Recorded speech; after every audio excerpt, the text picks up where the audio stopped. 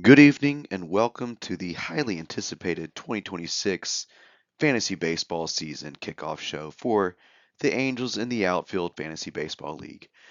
I'm your host for tonight and commissioner for the season, Daniel Hudson, and I'm truly excited for another great season of fantasy baseball. Typically, I don't have this rich bass tone to my voice, but the cold I'm currently getting over is your benefit tonight because I sound like a nice jazz radio DJ, so it ought to really make the show fantastic. Tonight we'll go over some kind of nuts and bolts and logistics on draft dates, ESPN format, couple small tweaks to scoring for this year versus last year, and we'll conclude with a special guest who will be announcing the draft order. First things first, we have a message from our friend Miles Finch. All right, let's do this. Miles, I'm so happy you could come. Yeah. I'm Walter Yeah, Hobbs. let's get the taken care of so we can get Right. started here. Here you go. Great. All right. What have you guys got so far? All right, like Miles, we can't really start business until everyone's paid up. So, a gentle and hopefully small chuckle worthy reminder to shoot your $100 over via Venmo whenever you're able. That's my Venmo on the screen at Daniel-Hudson-12, and we'll walk and roll. I'll get a similar payout structure as last year set up and posted. But anyways, let's just knock it out first.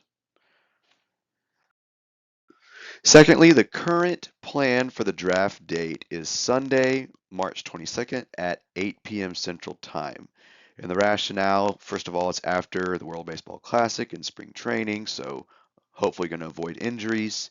It's close to opening day, which actually begins the evening of the 25th, Wednesday, but everyone plays Thursday, the 26th. And then, in my opinion, Sunday evening tends to be quiet for most people. But if that's not true for you, let's please circulate this on the group text and get something that works because my top priority is for everyone to be there. Not most people, everyone to be there. And then the second priority is for it to be, late to avoid injury and kind of get close to opening day. That's a second priority, but really want everyone to be there. So if this doesn't work, let's move it. Let's try to find something that works for everybody. We do have, almost 3 weeks to knock this out. So hopefully we can find something that works for everybody. So please let me know if it doesn't, and we'll chat. Secondly, I don't need to patronize this group. Just want to confirm we're back on ESPN. You should be able to turn your team back on, so to speak, and get that going again. Activate it, whatever. But the league is active right now. So you can hop in, update your team name, your picture, whatever you want to do. Levi, I sent you a link via text to join. So if you need me to send it again, I can. But everything's live. The two things I want to mention in terms of the layout, ESPN is not ideal, I know, but I think they have a pretty good layout overall. Two things I want to point out. First, I don't think this was in there last year, but they have batter versus pitcher stats again, if you're familiar. So basically, if you're trying to pick a pitcher or trying to pick a batter to play on a particular day or a few days out, you can see how good that batter has done against the starting pitcher, and vice versa. You can see how that pitcher has done against that team historically. This is a pretty obvious metric, and I don't think ESPN had it last year. It's back, so that's really good. You can check it out, I think, in the Add Player section, and also I'm sure it'll pop up when the season begins. Second thing to note is, and I mentioned this last year, but the draft feature I think is excellent with ESPN, the practice draft feature, I should say. The mock draft, you can potentially draft against other human beings, but you're drafting a really weird roster setup for Roto, which is one catcher, one of every position in the infield, one of every position in the outfield, and utility. Basically, it's 9 position players plus utility, and then 7 pitchers, and I think a few bench spots. That's really not how anyone does Roto in terms of how many roster spots you have to fill. So it's really irrelevant to how we do it. With the 5 outfielders and the corner infielder, the middle infielder, etc. So to do that, they actually have a practice draft feature, which is you just against 9 computers. I like that because you can fly through it.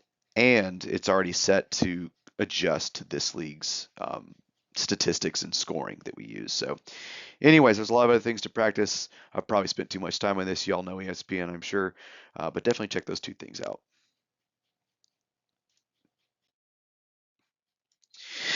Next, probably some of the bigger updates I want to make sure everyone knows about is looking at how everyone kind of used the two IL spots last year. We had two IL spots and three bench spots, if you recall. Um, Most of the time, everyone's IL spots were empty, and I know there's exceptions to that. Most of the time, they weren't used, and when they were, it's usually one. Very rarely was two used. And so they were kind of just wasted spots for most people. So my thinking is, let's add a spot on the bench. Let's go from three to four, just a little extra spot, and we'll just kill the IL together. So you're gaining a bench spot that you can use any way you want, including a guy who's hurt, of course.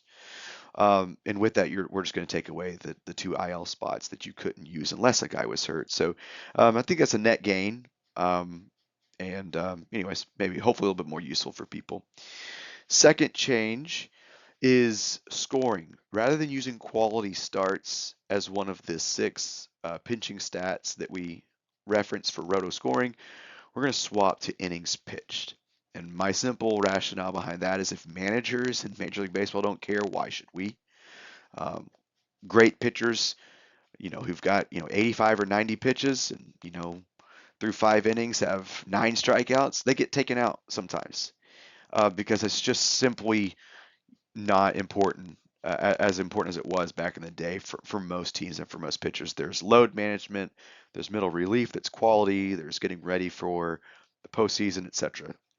So rather than using quality starts as a metric, we're just going to go into innings pitched. I also like this because it opens up relievers that don't close as viable roster additions. I mean, just think about all the really good setup men out there, or middle relief, or on the occasion that a team uses an opener to pitch an inning or two and then goes to a middle relief for 4, 5, 6 innings.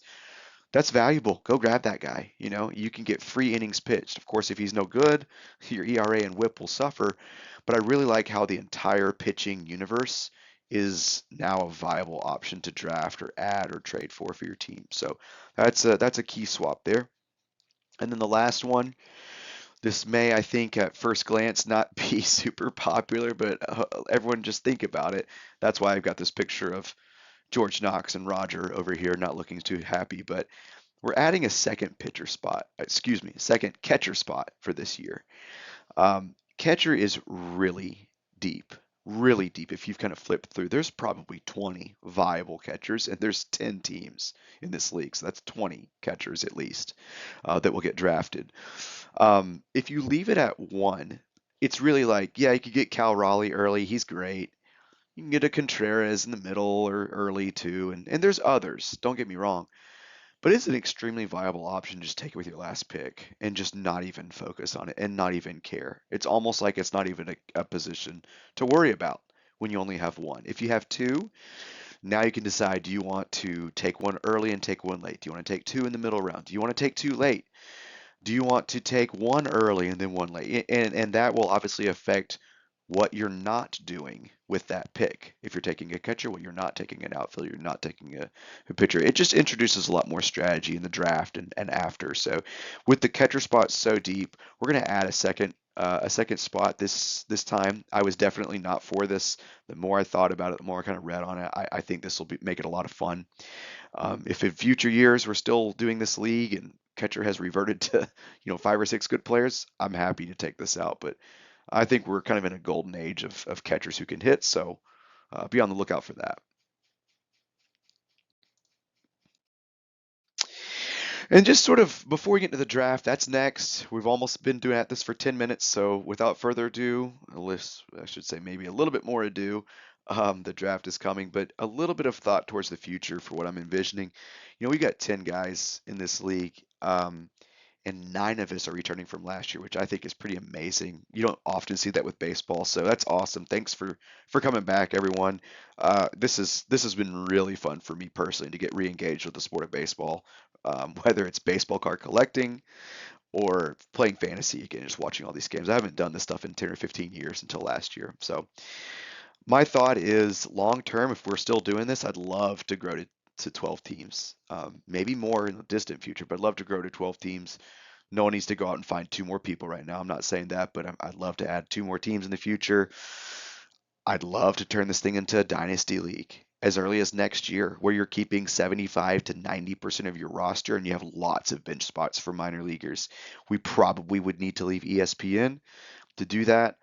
This is by no means a requirement, by no means something we're figuring out now, but just to let you know where my head's at. I'd love to do that. We can really build a team. With that, maybe we increase the league fee. There was some chatter about that. I'm open to anything if we can get consensus. And with that, to make it really fair, if you're going to make this a dynasty league, my opinion is everyone should have a shot at every player versus a randomized draft order. And so that means auctioning every single player in a very, very big roster. So it would take some time, but we would maybe say, hey, let's draft for, 2 hours each Sunday starting next February or something like that. We'd figure it out, and by no means is this set in stone. And with the current CBA ending in December of this year and the strong expectation that owners are going to push for a salary cap, definitely think there could be a lockout if no baseball at all next year. So having something a little more meaty to play with might be fun. But just be thinking this in the back of your head. If you're interested, I hope you are in staying on. Maybe converting into a dynasty league, starting completely fresh, so nothing matters for this year. Just redraft your team and enjoy it. But turning into a dynasty league next year and drafting pro players as well as minor league. All right, enough of me for a little bit. Without further ado, it is draft order announcement time, and ladies and gentlemen, I'd like to announce Mr. Vin Scully. Good evening, fantasy baseball fans, and thank you for having me. Like Daniel said, I'm Vin Scully, and I'm honored to be announcing the draft order of the Angels in the Outfield League tonight. The first pick in the draft goes to Mike Powers. Let's see if he can power his way to a championship this year. Sorry, my witty side comments are a bit rusty since dying 4 years ago. We can only hope that improves. Anyways, congrats on the first pick again, Mike. The second pick belongs to Scooter Kramer. Now here's a guy I have a lot in common with. We both love baseball. We both are Catholics. And we're both named after a character from Seinfeld. Hail Mary, full of grace. The third pick goes to Wesley Owens. Fun fact, Wesley is a distant relative of Olympics hero Jesse Owens. Just kidding. But Wesley does own a boat, and he likes to cruise around on it with his boyfriend. Picking fourth will be Brandon Thompson. Or at least someone in the Thompson household will be picking fourth. Rumor has it that his son is the real genius behind the team. They are basically the Steinbrenners without the championships. The fifth pick belongs to Austin Porter. Porter, I hardly knew her. Speaking of which, I sure would like to port that Sydney Sweeney gal. Oh baby, I'm humming now. We're at the halfway mark, and I sure hope you stick around to the end. If you're looking to do some more sticking, be sure to visit your local Ralph's and pick up some 3M command strips. Sorry, gentlemen, old habits die hard. Anyway, with the sixth pick in the draft, we have Chris Burlett. Chris managed to stay out of the gutter last year and earn a whole $50. Only $239,999,950 to go to keep Kyle Tucker on your Cubs, Chris. Suck it. The seventh pick goes to our benevolent dictator, Daniel Hudson. Make fantasy baseball great again, Daniel. This just in, Justin Cochiola will pick 8th. Mr. Cochiola knows a lot about baseball, but he's also a Baltimore Orioles fan. Paradox.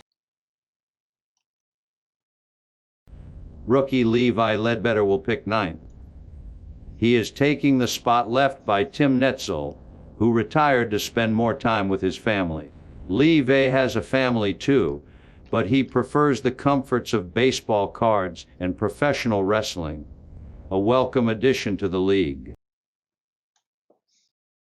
First in the 2025 standings, first in our hearts, but last in the draft order is Andrew Johnson. Andrew had the good sense to draft Aaron Judge 4th last year after 3 dipshits in front of him opted for some other bastards. Will Judge last until the 10th pick this year? Only time will tell. But my sources say abso-fucking-not. Folks, it's been great spending this time with you. I hope you enjoyed it. I know I sure did. Best of luck this year and see you at the draft. Remember, as Al says in Angels in the Outfield, we're always watching. Now, can someone please tell me where Tony Danza is? I'm supposed to bring him with me.